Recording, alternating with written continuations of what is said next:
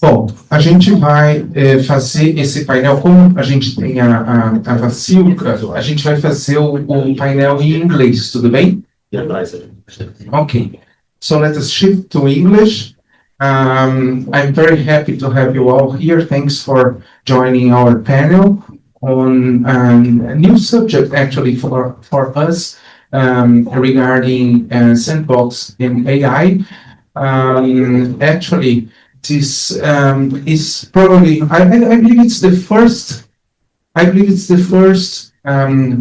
experience on regulatory sandbox for artificial intelligence in Brazil, and it's being followed by the National Data Protection Agency in Brazil. And we have here Diego Machado, who is leading on the authority side, the organization of this sandbox. While we have also Cristina Godoy.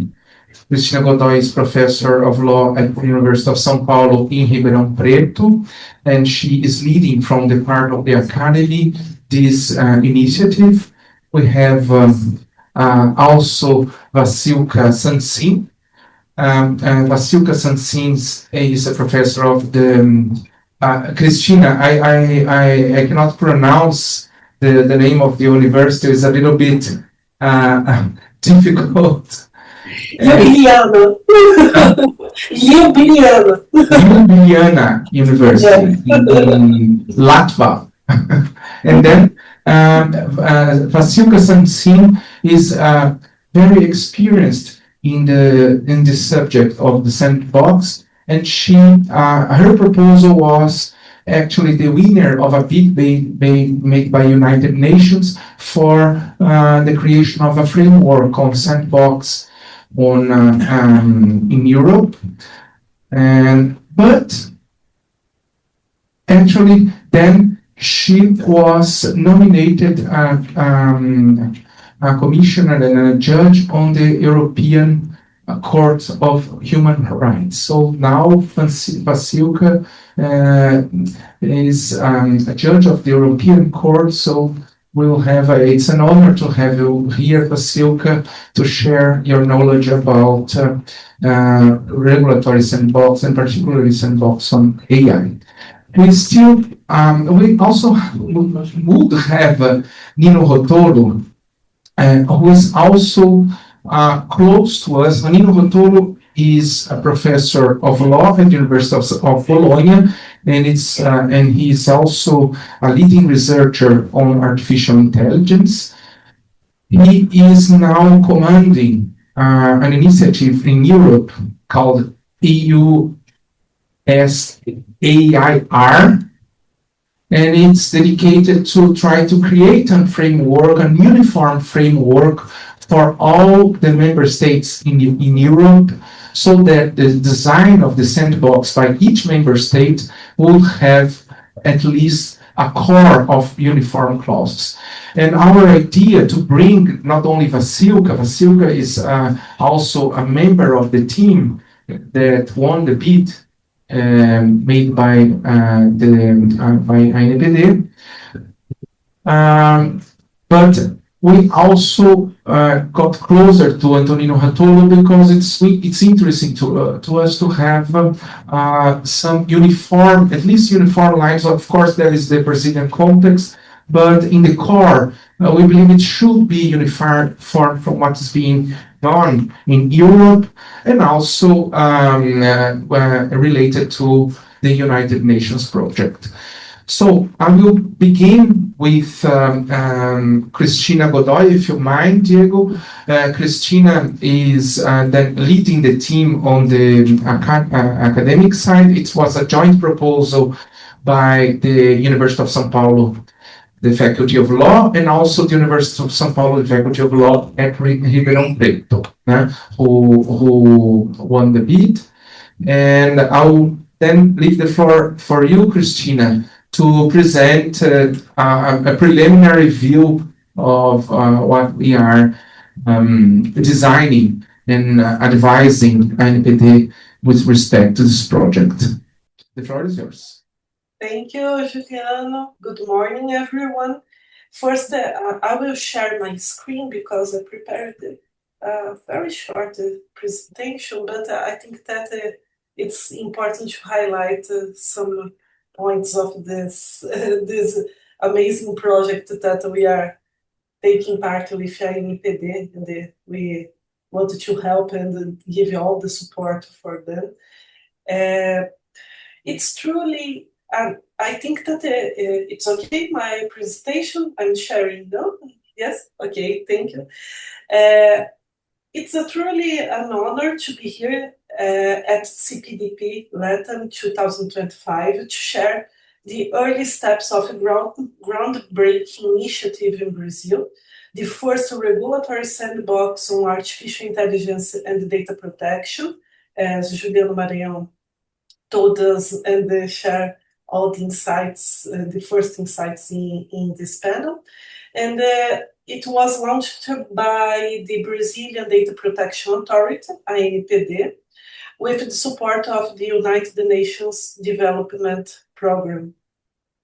Well, for this presentation, I prepared this agenda. First of all, we will start with the contextualization, and after that, the Brazilian experience and what we are seeking to develop in this pilot project.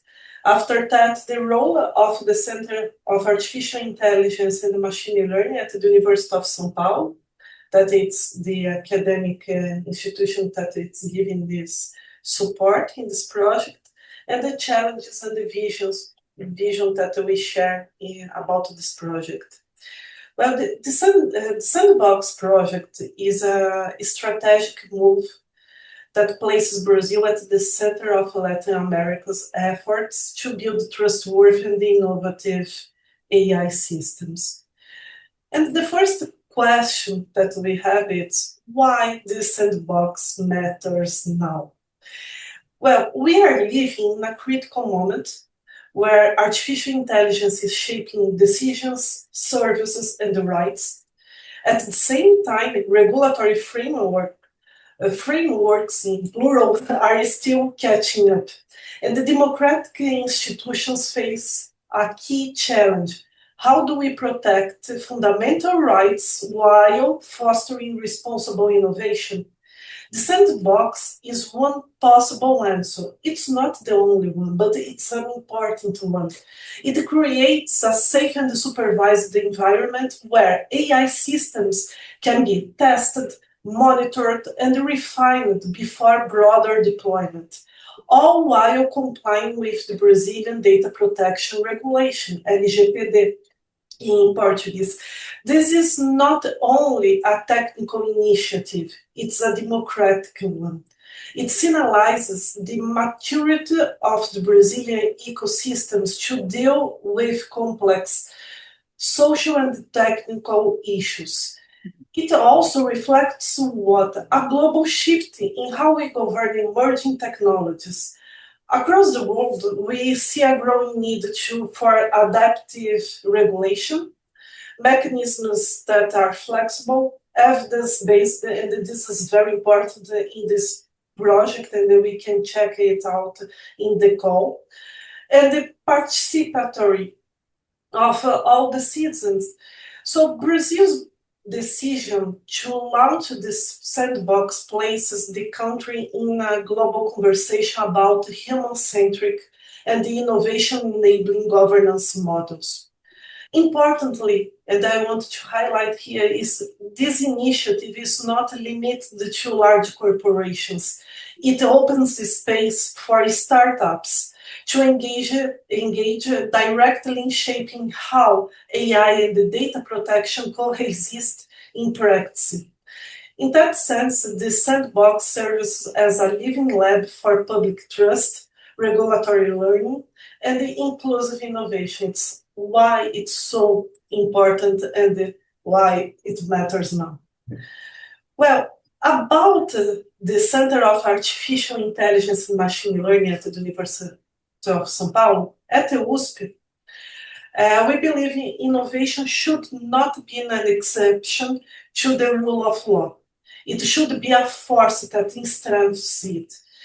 That's why we are honored to lead the implementation of this sandbox as a consulting institution selected through a public call issued by ANPD, the Data Protection Authority.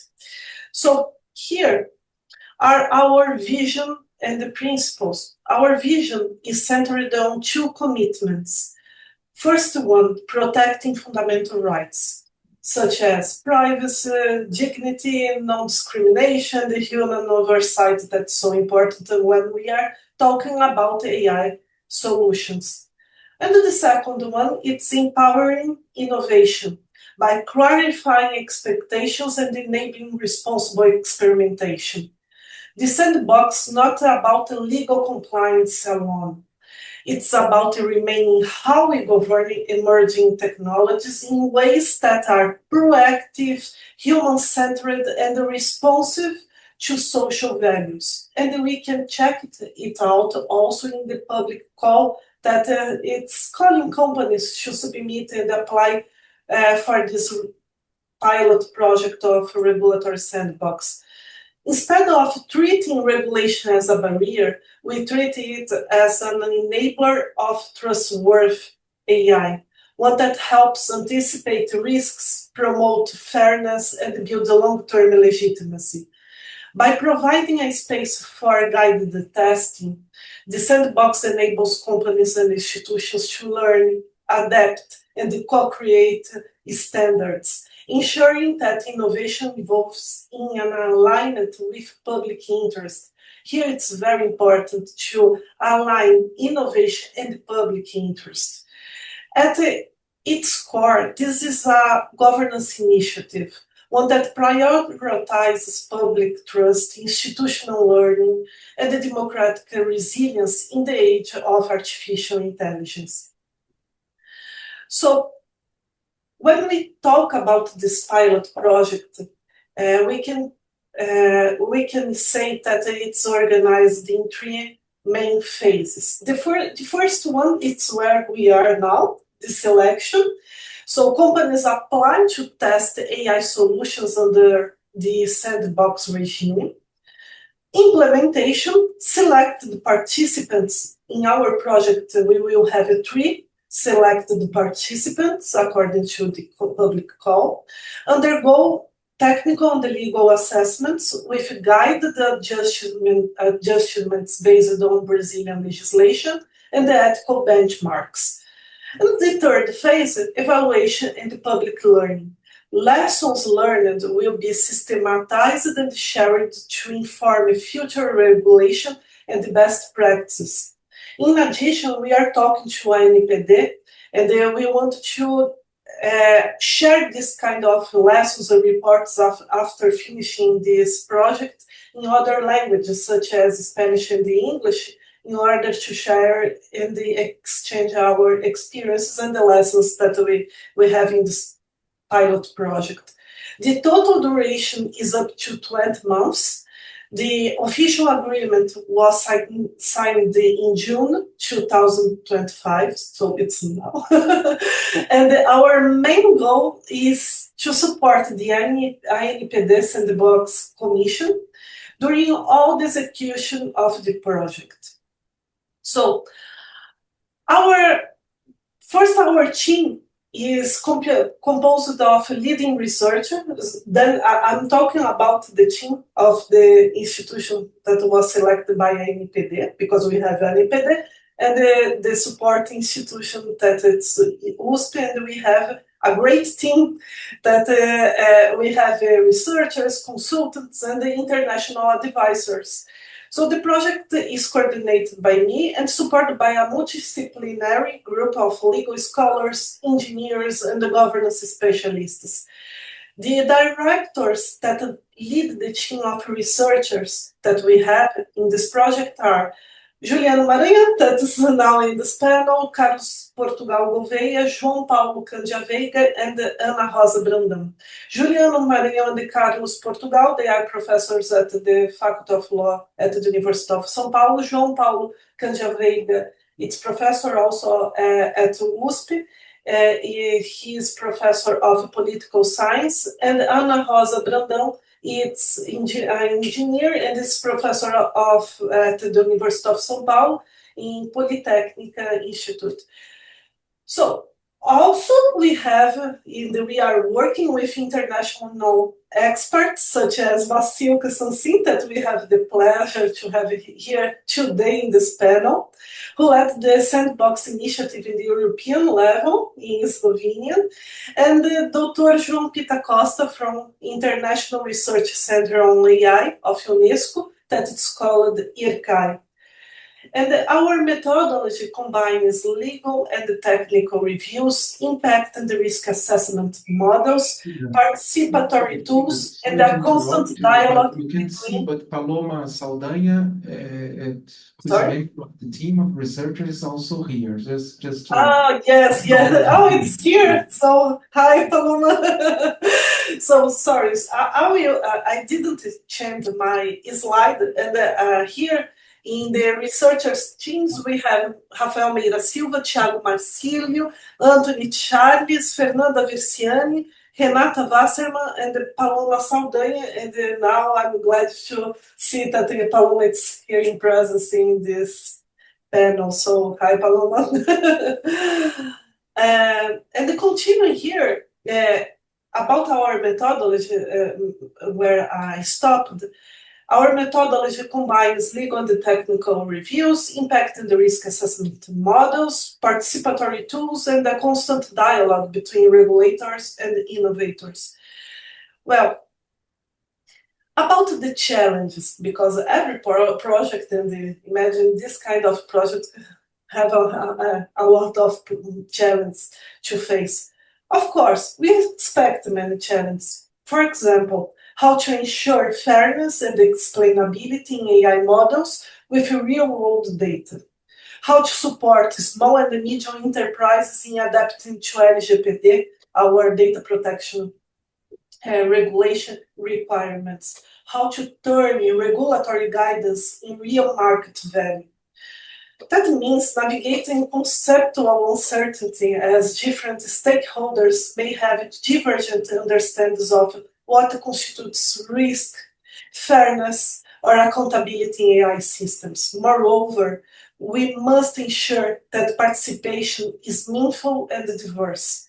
A key challenge will be to avoid reinforcing existing asymmetries, such as privileging larger actors over smaller innovators, and to create a space for voices that are often excluded from technical regulatory dialogues. But that is the very reason why the Sandbox is so relevant.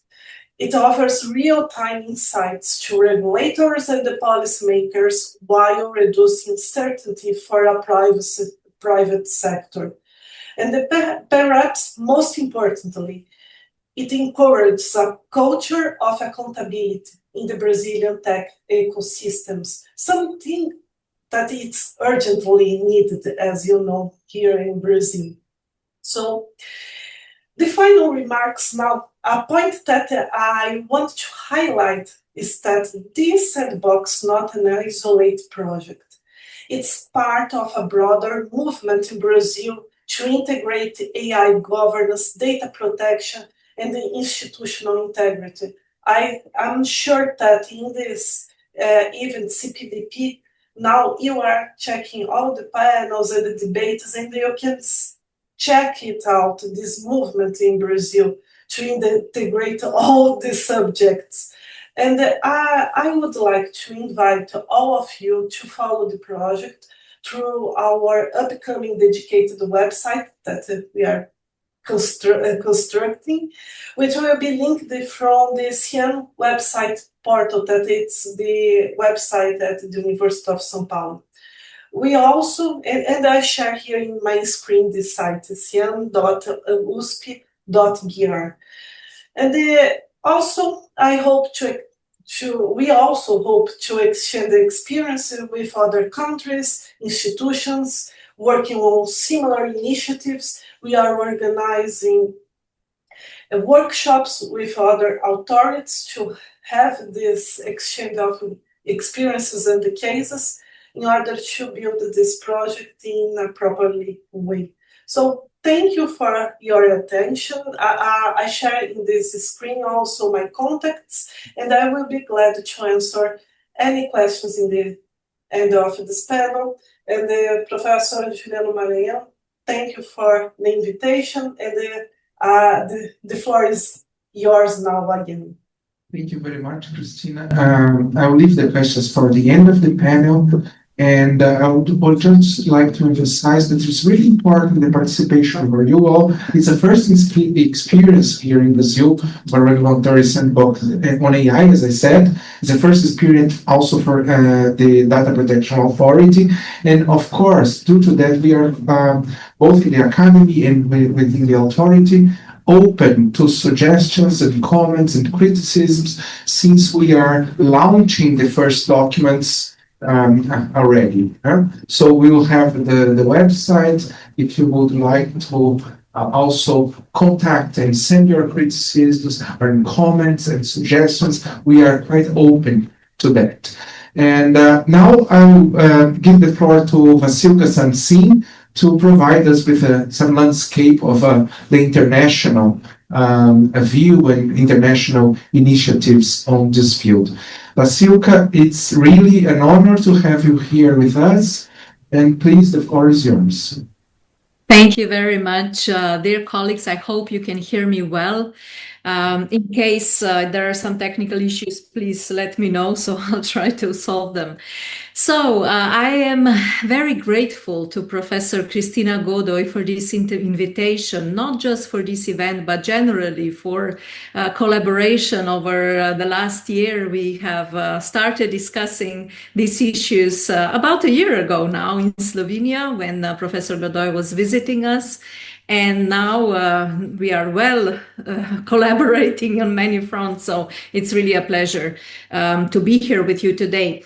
So as Professor Godoy already mentioned, I, before joining the European Court of Human Rights, was also a member of the United Nations Human Rights Council Advisory Committee, who received a mandate to develop a study on the impact of artificial intelligence systems on good governance. And based on the questionnaire that was shared with many stakeholders, states, international organizations, civil society organizations, businesses, etc., we have so far received quite a number of responses, including an input from the government of Brazil. And for the purposes of this presentation, I thought it would be useful to read out what Brazil has responded and informed the committee, and this is actually publicly available on the website of the United Nations Human Rights Council Advisory Committee. So Brazil says that opportunities of using AI in governance structures, especially at the federal government level, include improving the efficiency of public services, promoting human rights, and fostering digital inclusion. And in the context of human rights agenda, one possible use would be, according to Brazil, leveraging AI to help identify rights violations and collect and analyze evidence to support public policies and government actions. So in a sense, this is quite a nice introduction into what sandboxes could also be used for. However, the government of Brazil recognizes that there are, of course, some risks, and they say these risks include algorithmic biases that may lead to discrimination, the lack of clear AI regulation in Brazil, and threats to privacy with potential violations of the General Data Protection Law. And Brazil also says that for AI to be effectively incorporated as a tool for good governance, it is essential to develop mechanisms that balance technological innovation with the protection of human rights, ensuring transparency, accountability, and fairness in its application. Of course, the contribution of Brazil is much longer and it responds to many questions that were posed to different stakeholders. But I think it's very important that Brazil also recognizes that there is a need for some regulatory sandboxes where all the new technologies, all AI systems could be tested in order to ensure these fundamental goals. So, international framework within which these sandboxes are being now developed includes, of course, all the documents that were adopted at the global universal level as well as regional level and domestic developments.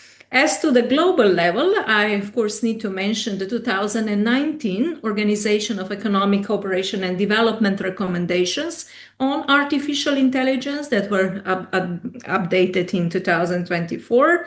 Then, of course, UNESCO recommendation on ethics and AI from 2021. Then 2022 UN principles for the ethical use of artificial intelligence. And then there were many declarations, but there was another important milestone reached in 2024 when the United Nations adopted the Global Digital Compact. And more recently, this year, 2025 Paris Charter on Artificial Intelligence and Public Interest, and also this year's statement on inclusive and sustainable AI for people and the planet. Now, at the regional level in Europe, of course, we have witnessed the development of a legally binding AI Act by the European Union in 2024, which was the first legislative act on AI worldwide and aimed at ensuring that AI systems are safe, ethical, and trustworthy. But perhaps more important for the broader international community was the adoption also in 2024 of the Council of Europe Framework Convention on Artificial Intelligence, Human Rights, Democracy, and the Rule of Law. Why is it so important? Because this treaty, it's an international treaty, is an open treaty, which means that any state, not only European states that are members of the Council of Europe, can join. And in fact, many have been involved also in negotiations leading to the adoption of this treaty. So the aim of the Council of Europe Framework Convention on AI, Human Rights, Democracy, and the Rule of Law is to ensure AI lifecycle activities fully respect human rights, democracy, rule of law, while, and this is important, promoting technological progress. They try to, with the adoption of this treaty text, to close legal gaps from rapid tech advances and to ensure that the technology neutral will endure over time so that it will overcome any obstacles that might come on its way. Now, the crucial concept from this framework convention of the Council of Europe is to, among others, support safe innovation via regulatory sandboxes.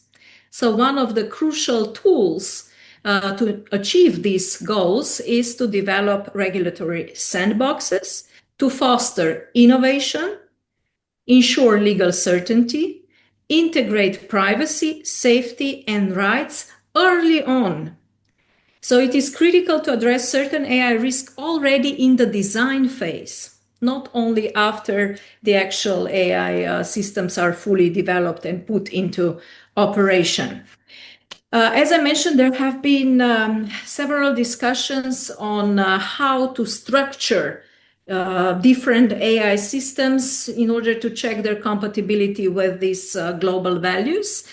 And what seems to be a prevailing, let's say, approach is the risk-based approach. So the systems are categorized according to the risks they pose to human rights, to democracy, to rule of law.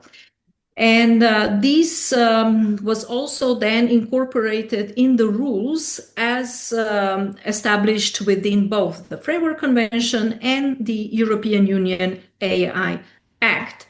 And this risk-based approach categorized systems into different categories. And for example, the high-risk systems has certain very strict requirements. So first, that there is a risk management system and that there are established criteria that can be used in order to prevent harm or any discrimination posed by the system, to check the data quality, to ensure transparency, always human oversight. So that is one very important element. And of course, that there is some fundamental rights impact assessment before deploying such AI systems. In order to be able to monitor these developments, there should be, according to these rules, also a registration of the high-risk AI systems in the so-called AI database. Now, the sandboxes are aimed at providing supervised spaces to develop, to test AI systems before they are launched on the markets. And there is, of course, a set of challenges that these systems are already facing, those that have been already developed. For example, the Spanish sandbox, which was developed with significant resources that were invested in this development. I'm speaking about 4.3 million euros that were inserted into the development of AI sandbox for Spain.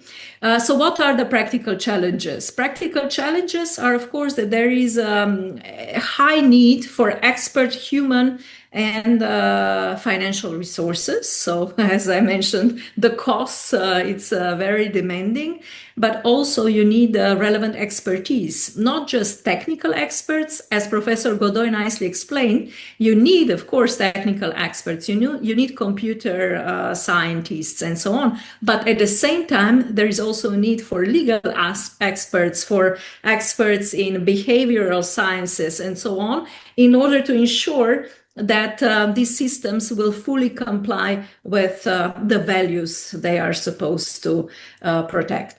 There is therefore a need for interdisciplinary regulatory teams and also coordination among the regulators. Of course, there is a need to ensure transparency and stakeholder inclusion, so inclusion of all the relevant stakeholders. It is already quite evident that there is a need for better alignment across jurisdictions to prevent fragmentation. And in this context, I can refer to the study that was published at the beginning of this year, which already identified 66 sandboxes worldwide related to data, AI, or tech. 59 of those were national and 7 were global regional. And so having this huge number of different sandboxes, there is definitely a need for alignment across various jurisdictions and to entice business participation, because as Professor Godoy mentioned, there is also a need for relevant companies to be willing to cooperate and to fully engage in this process of reviewing and testing. Now, of course, to develop an AI system might be very expensive.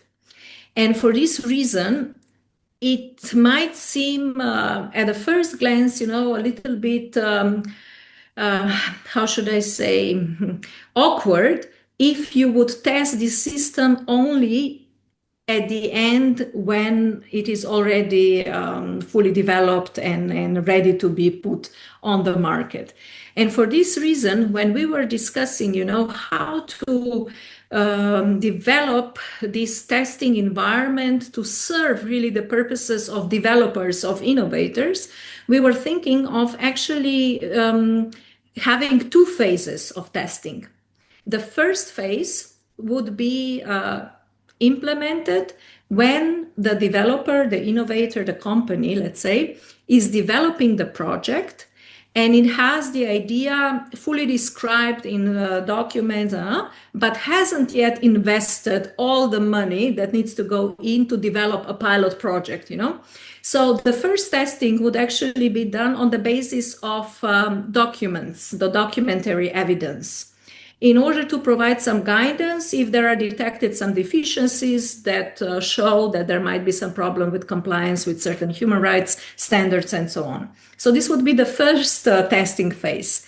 And then if the developer agrees with the direction and guidelines provided and then develops a project along these lines, then it would be the final testing when you would actually already have the, let's say, pilot project, pilot technology with an AI system, to provide, this final, let's say, opinion on whether there is a need to some further modification or further system to be included in order to ensure the full compliance. So the first phase really documentary based, and the second phase when the system is already operational before it is put on the market. So this way, you could save some important resources for especially small and medium-sized companies who cannot really invest endless amounts of resources into developing these AI systems. Now, every, of course, state in the world has various obligations under the international human rights law. And those, as we know, are to respect human rights, to protect them, and to fulfill human rights. According to the Ruggie principles from 2011, also businesses should follow the same three-pillar structure: to respect, to protect, to fulfill. And in this sense, I perceive the regulatory sandboxes really as a tool that the states and, of course, also some global actors are developing in order to fulfill their positive obligations towards human rights. The distinction between negative and positive obligations is that if states have negative obligations, it means they must not interfere with certain human rights. And when we are talking about prohibition of torture, prohibition of, extrajudicial killings, prohibition of, let's say, limiting the freedom of speech and so on, these are negative obligations. But when we come in the sphere of positive obligations, it means that the states need to take certain measures, they need to introduce legislation, they need to introduce policies, they need to introduce tools in order to realize certain obligations under the human rights law. And in this sense, I would say that sandboxes, regulatory AI sandboxes, are the minimum due diligence obligation that the states should put into operation nowadays, given that impacts of artificial intelligence systems on human rights are non-deniable. Every state that has responded to the questionnaire that I was mentioning at the beginning of my intervention agrees that there are certain impacts on human rights when AI systems are being used. So in that sense, given that states are now more and more developing various AI regulatory sandboxes, it is really now the time not only to cooperate, to share best practices, but also to try to find a kind of a minimum common denominator in order to ensure compatibility of different approaches across various jurisdictions. So in that sense, I'm again very glad that Brazil and Slovenia are cooperating in this sense, so that we will have a European approach with an American, let's say, approach, and we can lead the way towards such example of excellent cooperation and trying to unify or at least harmonize various approaches towards developing these testing environments. So I'll stop here, and I'm looking forward to the discussion at the end. Thank you very much.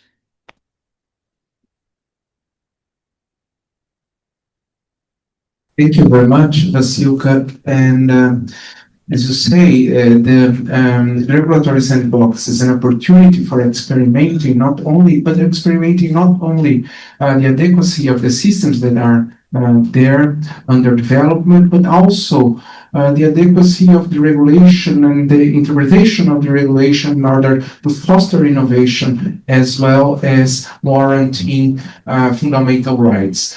And in particularly in Brazil, the Data Protection Authority is at this very moment discussing and discussing the adequate interpretation of automated decisions and how to interpret the legal basis for authorization of data processing when we are before AI systems. So it's an important opportunity, both this regulatory sandbox and also the public consultation by the Brazilian Data Protection Authority. They are going to join now in this experiment. It will be an important opportunity for the Data Protection Authority not only promote innovation within this sandbox, but also to rethink and reflect about how to apply the Brazilian legislation to when the data processing is related to AI systems. So, with this remark, I will give the floor to Diego Machado, and I was commenting to Diego Machado that unfortunately we don't have the same fundings as the Spanish experiment, but we have the same energy to be deployed. Thank you, Juliano. Hi, everyone. I think a good afternoon for everyone. So my name is Diego, and I will give you a few. I'll try to give like the landscape about the regulatory sandbox, the AI and data protection regulatory sandbox that the GDPR is conducting. And I think this is some. It's important thing to mention, just like upfront, is that I think like everyone is kind of sandboxing in Sandbox, right?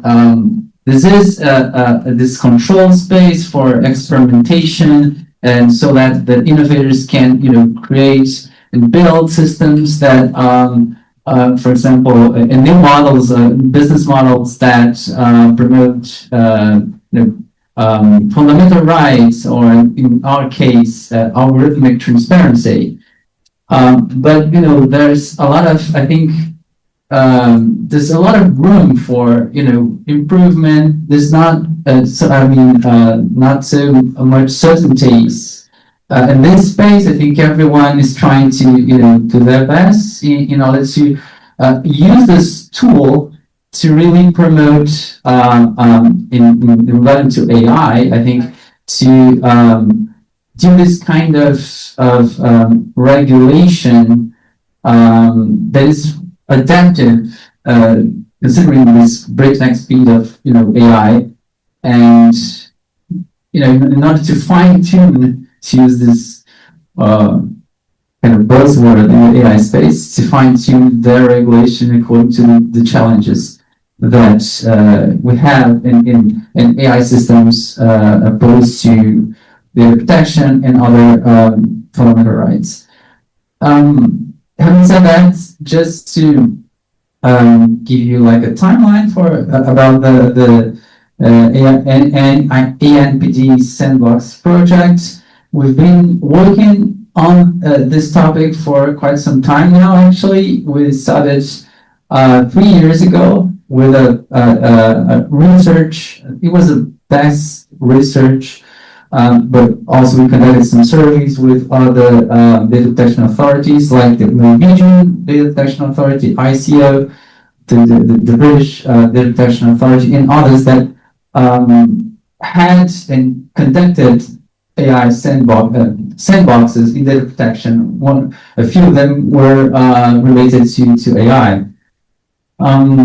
And we, on October 2023, we published this benchmark study at the same time that we published our call for consultation or for contributions. Then fast forward to in late last year, on October, November, we published a call for partners, and there when we published this call for participants, and then we had USP, the University of Brasilia, and Universidade Federal do Rio Grande do Sul. They applied for this call, and well, we have now as our partners and we have this team of experts of USP. So Juliano, Professor Juliano, Professor Messina, and Professor Vasilka are working with us now, and we also, it's a very important, I think, a milestone that, well, we published our call for participants. So we have since June 27 this call for participants out. So we're calling for innovators, right, to submit their ideas, their projects, in order to promote algorithm transparency in the AI systems. And well, we have this the sandbox is structured generally in 4 phases. I think Christina already touched upon a few of these points, but we have the selection phase. We'll be selecting 3 projects. We have then with the participants, the 3 participants, will have the training phase. At the end of the training phase, each of the participants will have to have a sandbox plan. We will have like the methodology, and that will guide their testing. And we have, so the testing phase, it will, be conducted throughout a 6-month period. And the evaluation phase, well, after the testing and all that we've done, will be alongside with our partners, assessing, the lessons we learned, and we'll have all this data collected, this evidence collected, and we'll make sense out of it, and we'll of course share with the public some reports. We'll have partial reports and a final report at the end of this pilot project. So that, well, this is a very important element of Sandbox, right? To share the knowledge, and this idea of Sandbox being a tool for regulatory learning. I think this is a very important point of it. It's a regulatory learning for the authority, yes, but it's also, it must be shared for the public, so that, it's not only something that will benefit the participants only, right? So this is a general structure. What are the goals of the Data Protection Authority with this sandbox in AI and data protection? So just it's important to mention that it's different from the Spanish, for example, sandbox. It's AI sandbox. We have here a sandbox in AI and data protection. And I think that is a very important point that I think, well, let's see what are the questions that you have here. I'll leave for the final or the questions. But the goals of the Brazilian Data Protection Authority are to foster responsible innovation in AI, but innovation in AI that is compatible with the data protection regulation. creates a collaborative space with the participation of innovators, obviously, but also other stakeholders. So for example, it is a challenge how to get involved civil society in this along the way, right? It's some we have some provisions in the call for participants. We're not certain of how we'll do it, but at some point during the testing phase, the call for participants provides that has to be some initiative that involves the civil society, academia, and so on. Another important goal is to, as I said, to promote algorithmic transparency. And this point is where testing has a very important role. With this evidence, all the evidence that we'll collect, we want to build relevant criteria about algorithmic transparency or about explainability of AI systems, and even for human intervention when it is necessary. So these are very important points that we want to.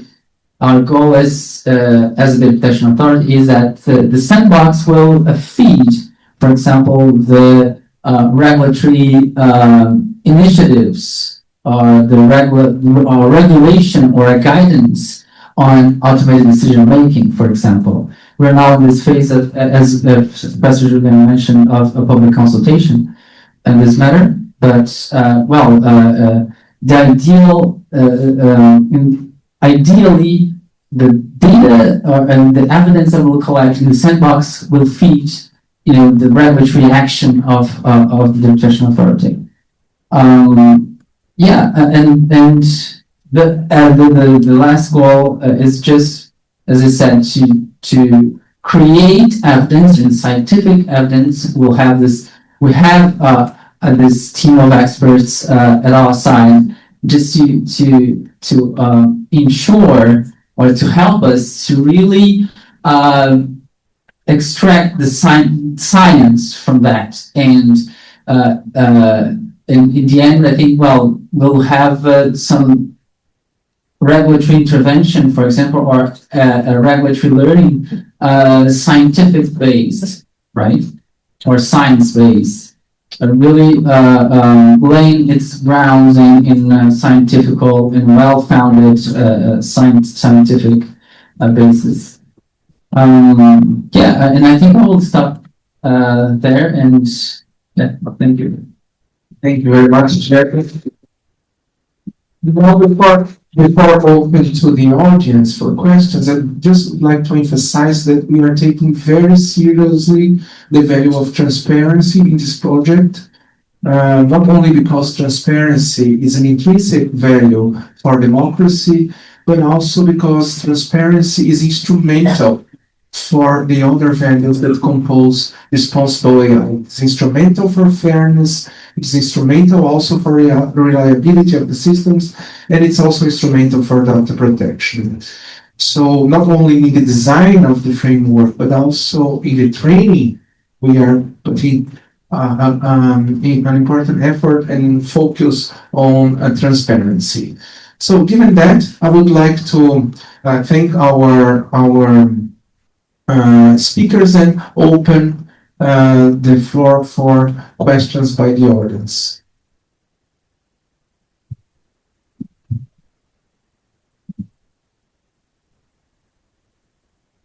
Yeah, you mean, I can do it in English. Okay. Yes. So my name is Maria Paz Hermosilla, and I'm the director of GovLab, which is a public innovation lab in Adolfo Ibáñez University in Chile, and I'm the director of the Public Algorithms platform. So I was wondering about the tools you're planning on using in the sandbox. If you've developed your own tools or you're planning on using international tools, And when I mean tools to actually apply the ethical principles like transparency. We have just recently finished a pilot with 13 different projects, 9 different public agencies, where we developed 3 open source tools, algorithm impact assessment, bias measurement for binary classification systems, and transparency sheet, or similar to the model card. And our experience is that so there's like this view in the private sector that implementing, ethical AI and transparency is very cumbersome. And our view is actually, you can do it without a lot of training. You don't need too much training, and it's not that hard. You can apply an ethical, an algorithm impact assessments in an hour and a half if you have the right people sitting around the table using the right tool. And doing like a model card isn't a lot of work for a team of data scientists. They could do it pretty fast. So I'm just wondering how you're planning on approaching this very concrete part. Are you going to require the companies that participate, the 3, I understand, companies that participate in the sandbox, to have already implemented these kinds of tools, or are you going to implement them during the sandbox? I'm just really interested in seeing how you're going to take this into practice, because we used, in the first phase of our project, we used international tools, and we had a hard time with that because they were they're all in English, and you really need like your own kind of toolbox, I think. So yeah, that's my question.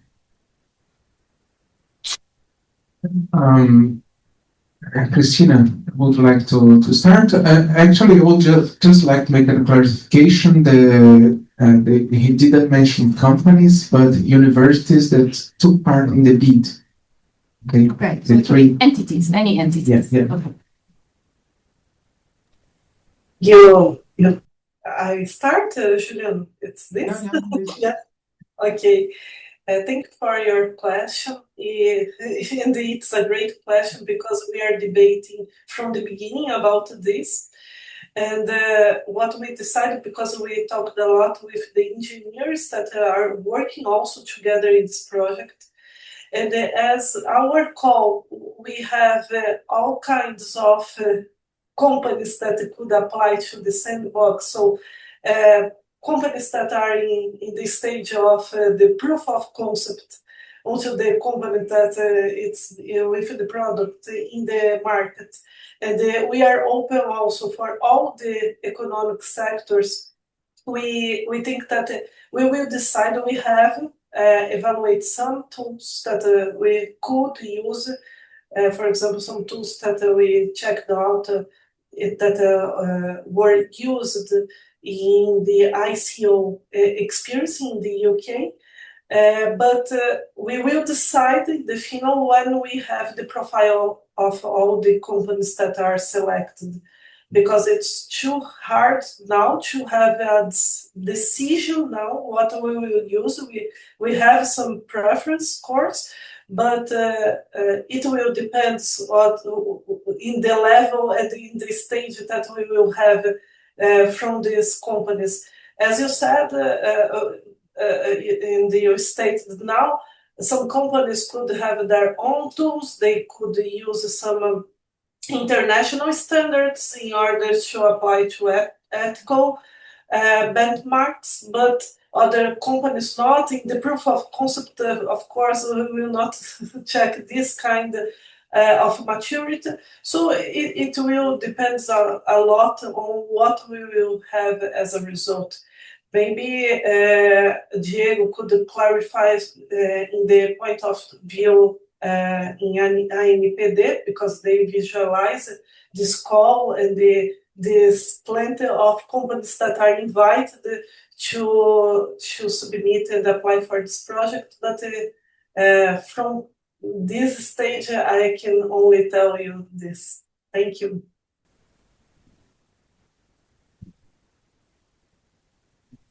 So it's thank you for an interesting question. To be, I mean, very on point, to be very on point in terms of which tool we have a tool as at least as a model for assessing impacts. It's the protection impact assessment. That's what we have in the legislation, in the protection legislation, and that's is I'm saying model because we won't and we do not require that these participants submit their applications a full made or finalized the impacts, the protection impact assessment. I think it would be like too much maybe burdensome, at least because we're talking about we are in the development phase. Even we are in this phase of implementation. It's not in the conception phase of the product, but I think it would be too much burdensome for the participants to present or to hand us their impact assessment at this point. But throughout the projects, for example, I mentioned the Sandbox plan.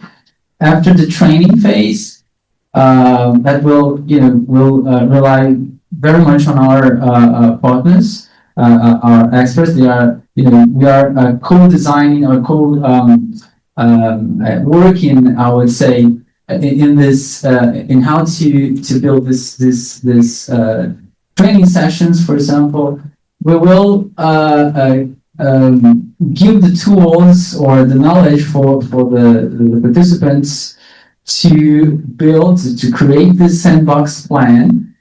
And for example, they can, as a goal, they can envision, we will do and deliver our complete data protection impact assessment at the end. But even though we have this framework or this idea for how to deal with the participants, we haven't. I see that we have in mind this model of detection legislation of impact assessment, because if at some point we identify that there is a high risk or excessive risk in place, we'll shut it down.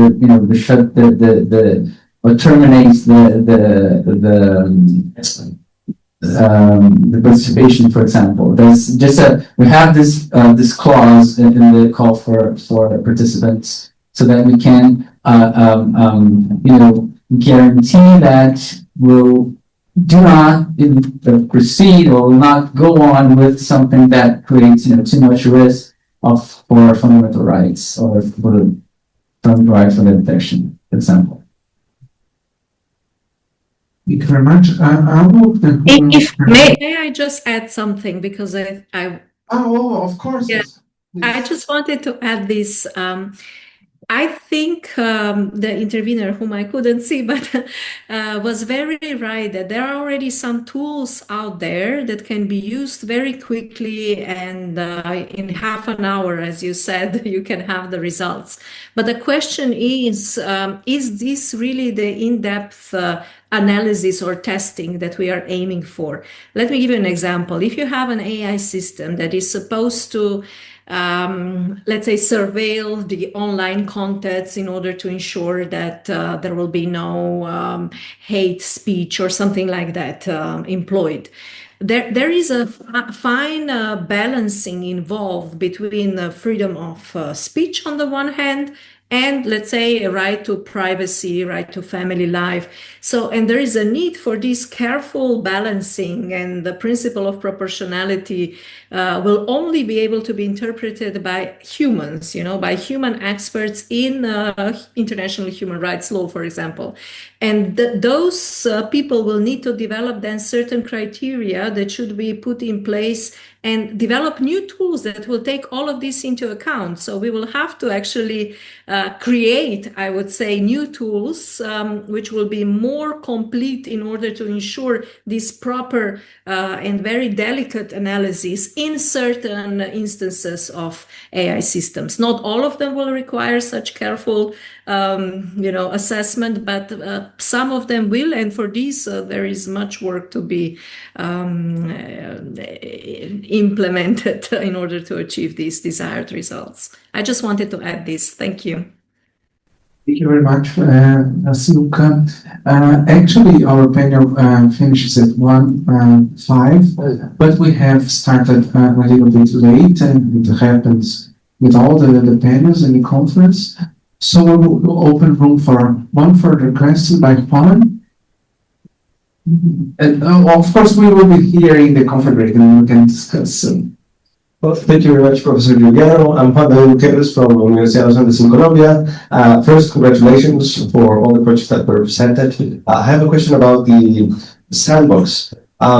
As perhaps you are aware, in Colombia, we had an experience with the Data Protection Agency around 3 years ago. And it had a lot of energy and steam, and then there was change of government. And the project indeed was delivered, but the new government did not submit results. We never knew what happened. What did we learn? What did we didn't learn? And for me, one of the lessons from this experience is that you need to plan well ahead.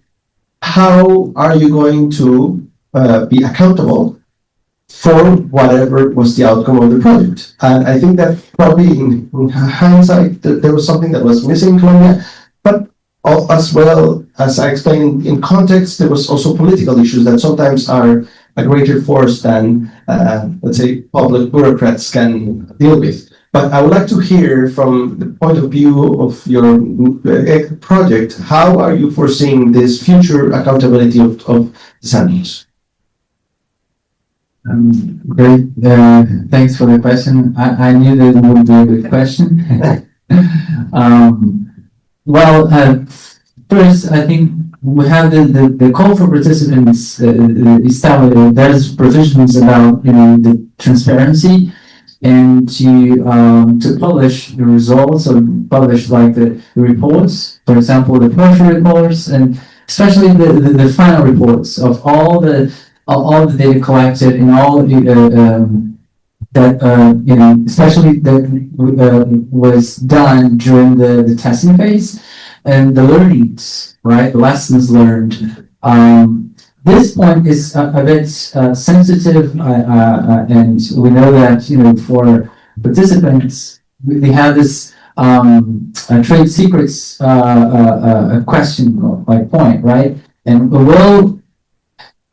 there will be this dialogue, and we'll ask them. We'll do this with respect for the trade secrecy, but we have to have some reports, and we have to be transparent. I think there's no way of any sandbox, not only this one or any other, to be successful if not made in a transparent way.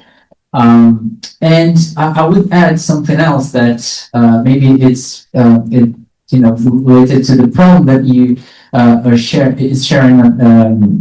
as you shared about the Colombian context, the change of government and stuff.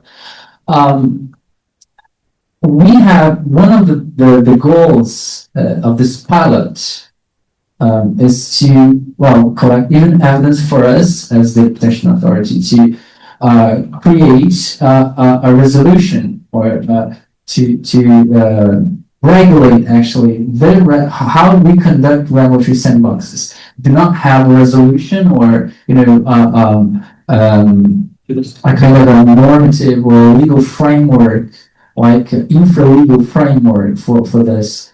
But we hope to really in the near future, just to after this pilot, we can legislate or can regulate this.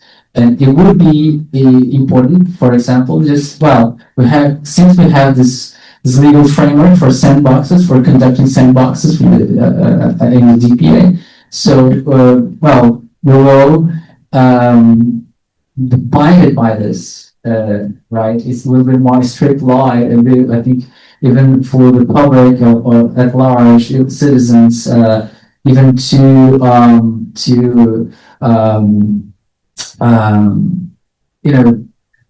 seek for transparency would be better. Yeah. Okay, just a complementation. So not only there is compatibility provisions in the call for participation, which are binding, but we also have the fact that the Brazilian National Data Protection Authority is an independent agency. So it's not submitted to the government. Actually, their members have independent mandates. So there are these safeguards to ensure transparency. And so I'd like to know if Cristina or Vasilka would like to comment on this question. First, I would like to say hello for one, remotely, but hello one. Nice to see you here in Zoom for me. And also, I would like only to add that we are talking to some people that work in the regulatory sandbox in Colombia. We have some meetings, and they highlight the exactly point of view of one. And as Juliano and Diego pointed out, we have a lot of regulations in order to ensure this transparency and be accountable for all the actions. And it's why we debate also when we are talking about the documents and everything that we are receiving from companies, that we will need to classify what it's secrecy in order to guarantee if we need to ensure transparency, but also the secrecy from companies in order, because they will point out some aspects of their solution and the company that they will not want to share with the public because it's a company secret. But of course, all the project, the training, and all the reports that we will develop, we will share with the public, and we have a line that it's our information open access in the public sector, and we will need to comply with it. As Juliano said, ANPD, it's a public authority, and they need to respect. So if people ask for more information, we will need to provide if it's not classified and it's open data. So it's only this. Thank you. Yes, from the European Union's perspective, as you know, the AI Act is a legally binding document, and it requires all the member states to have by August the 2nd, 2026, at least one AI regulatory sandbox in place, and there will be a supervision at the national level, but also at the EU level. The Commission can also be helpful with offering some technical support. Now, I guess there will be some discrepancy in the first year or so among various EU member states, but at some point there will be a common harmonized system put in place in order to ensure that all these rules that are part of the AI Act are fully implemented. So that there is a legally binding outcome envisaged, so there will be no possibility for any government to, or any, let's say, operator to hide behind, let's say, some other interests that may be, of course, always involved when huge amounts of money are being somehow involved as well. Thank you very much, Vasilka. So we are short of time. I would like to close the session, but at the same time invite you all experts on the subject to follow all the procedures and follow this project to contribute with your criticisms and etc. And since transparency is key for this whole project. Thank you very much. Thank you for it. Thank you. Thank you, everyone. Thank you. Thank you very much, Vasilka. Thank you very much, Cristina and Diego, for your brilliant interventions. Bye.